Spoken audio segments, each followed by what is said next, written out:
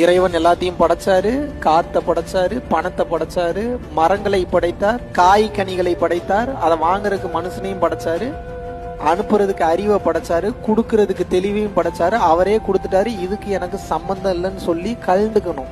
ஒரு புண்ணிய பலனை செய்யும் போது அந்த புண்ணிய பலனுக்கு உண்டான அந்த கிரெடிட்ஸை நீங்க எடுத்துக்கிட்டீங்கன்னா அதை நீங்கள் அனுபவித்துத்தான் ஆக வேண்டும். தெளிவாக புரிந்து கொள்ளுங்கள். எந்த சூழ்நிலையிலையும் ஒரு அன்னதானமோ வஸ்திர தானமோ ட்ரெஸ்ஸோ ஏதோ ஒரு ஹெல்ப்போ இன்னொருத்தவங்களுக்கு பண்ணும்போது அந்த திமிரை மட்டும் கையில் எடுத்துக்காதீங்க.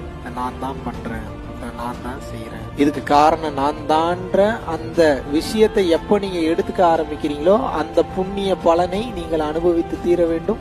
அதுக்காக இன்னொரு பிறவி எடுக்கணும். அதனால எந்த நல்லது செஞ்சாலும் அதுக்கு கிரெடிட்ஸ் எடுத்துக்காதீங்க. கிரெடிட்ஸ் எடுக்காம செய்யுங்க. இந்த கர்மாக்கு பேர் என்னன்னா நிஷ்காமிய கர்மா. நிஷ்காமியம் என்றால் என்னன்னா பலனை எதிர்பார்க்காமல் புண்ணியம் செய்யும் போது அந்த கர்மா உங்களது கர்ம வினைகளை அழிக்கும், கர்மாவை சேர்க்காது. சோ எந்த செயல் செய்தாலும் இனிமேல் நிஷ்காமிய கர்மாவை செய்யணும். அப்படின்னா என்ன அர்த்தம்? நன்மை தீமை இரண்டும் இறைவனுக்கு நான் அர்ப்பணம் செய்கின்றேன், இதுக்கு எனக்கு சம்பந்தம் கிடையாது, நேக்கா கலந்துக்கணும். புரிஞ்சுதா நான் சொன்னது?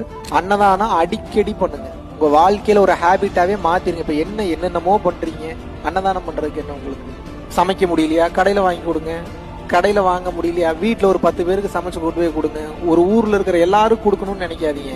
அது ஒரு வேலையா, அது ஒரு கடமையா நினைச்சு இதை நான் செய்யணும்ன்ற தன்மையோட யாருக்கெல்லாம் கொடுக்க முடியுமோ அவங்களுக்கெல்லாம் நீங்களே போய் உங்க கையால கொடுங்க. கொடுக்க முடியாதா? கொடுக்க முடியுமா? முடியாதா?